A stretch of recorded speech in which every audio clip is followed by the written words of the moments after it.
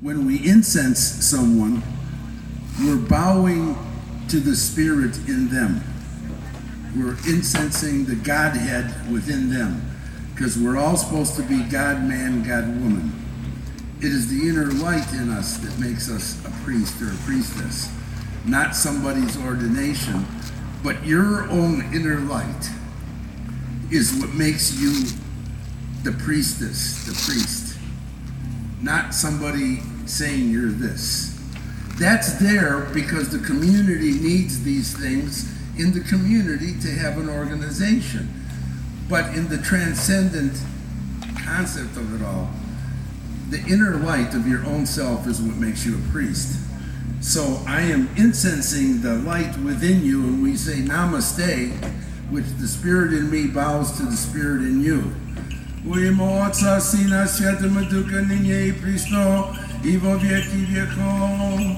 when we say in the name of the Father, we're actually saying the name of the ground of your being. So the Father is just the ground of your being. And then the Son, that is the energy that you are.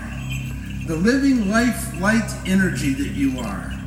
Jyoti, Kundalini, Christos, the light, the anointing of light. And Spiritos is the movement of that energy light.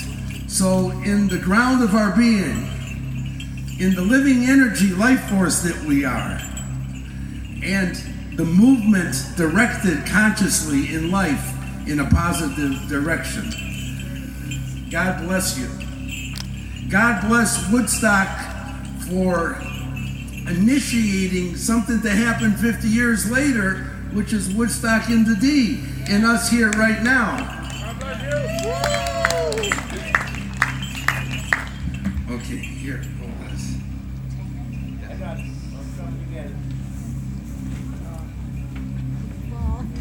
I'll first say a little, just a little bit about Swami Satchidananda, and then we're gonna do some chanting, and Raghudas, who's also a great devotee of Swamiji, is gonna recite some illuminating poetry.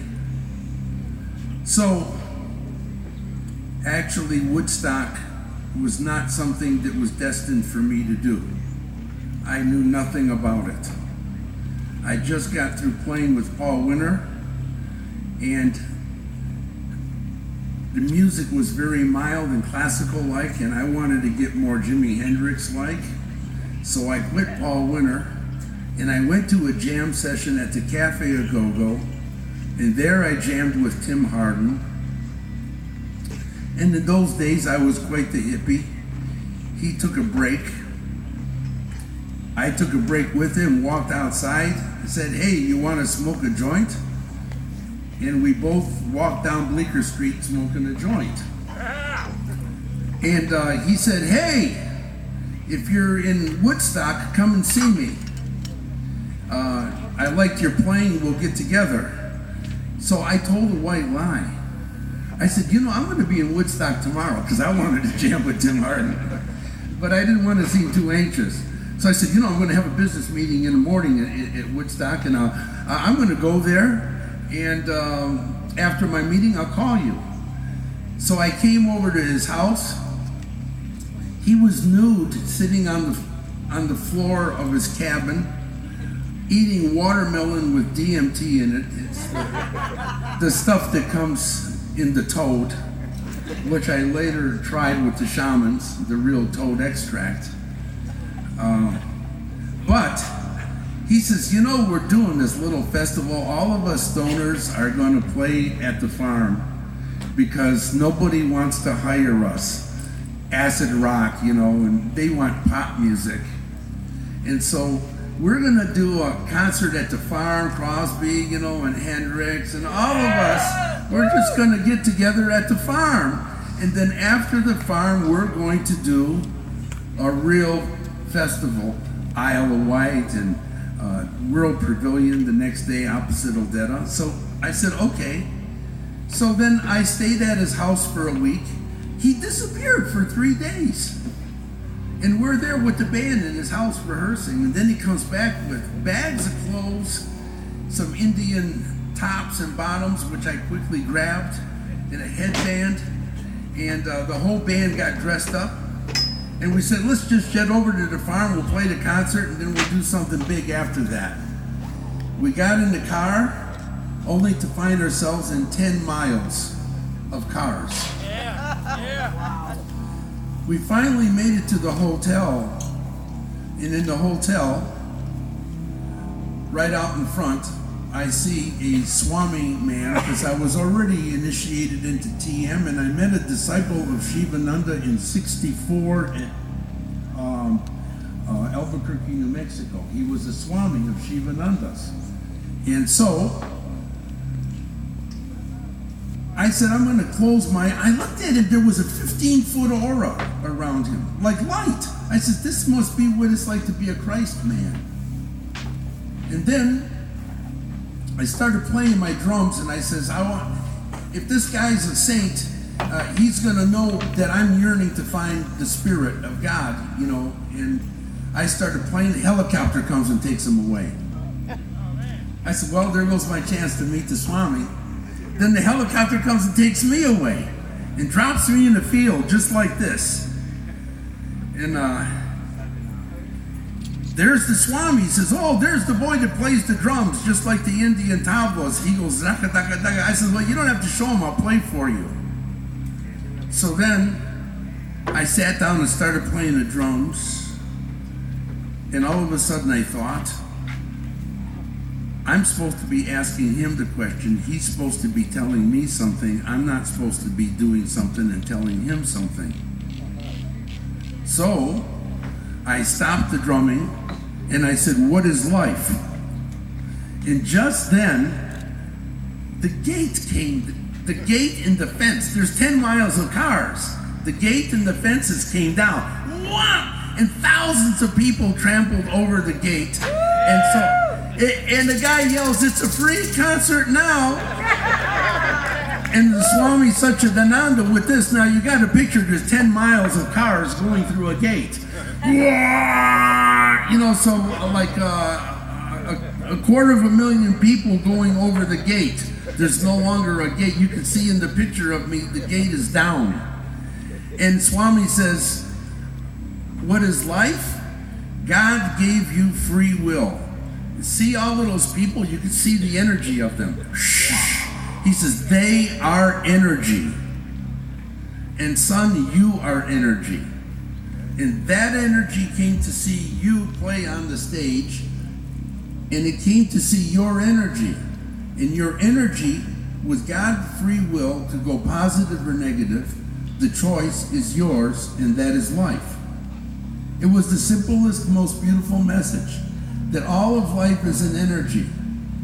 He even was, now, why did he speak there? Because there was 10 miles of cars. And I remember seeing Lang talk on some big phone that looked like a predecessor dinosaur of a cell phone, some weird walkie-talkie phone.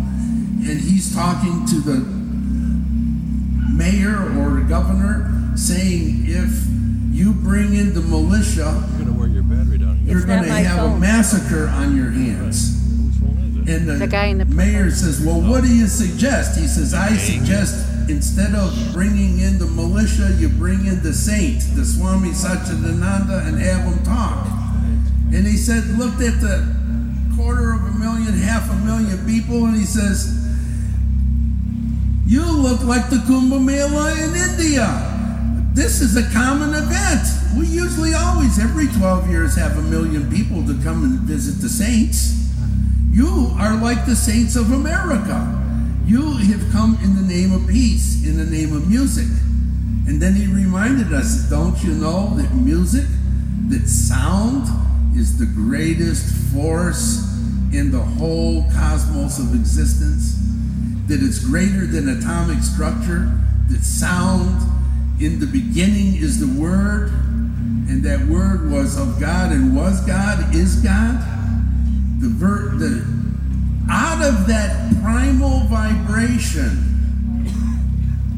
intelligence evolves out of what was involved.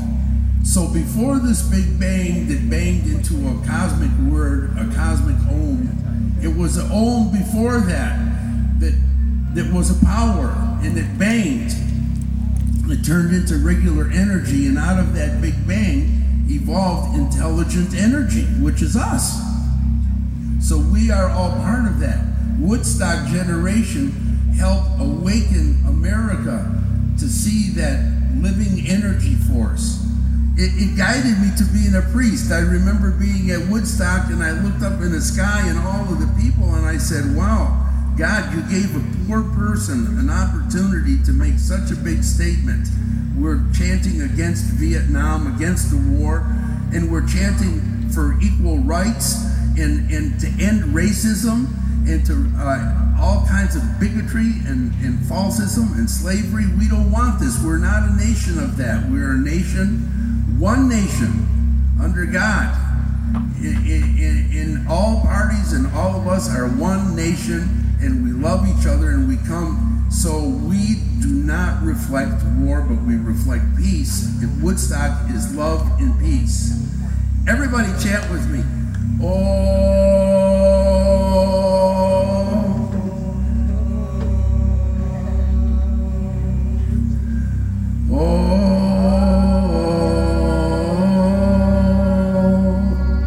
Opposite me.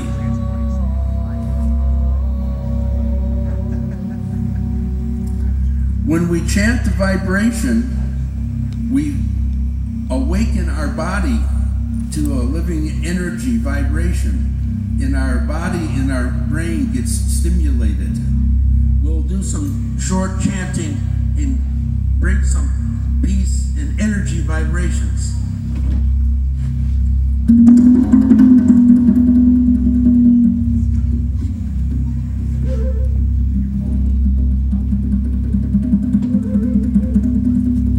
Inspired by the beautiful interfaith Lotus Temple built by Swami Satchidananda, I'm Ra Rishikavi Raghudas, devotee of great Gurudev. From the lotus and the dawn, a pilgrimage into the light. The fire-formed luster of everlasting heaven forged the firmament in increments of 7. Planetary spheres appeared, orbits of a flame, and bright beings shaped the Earth's atmospheric frame.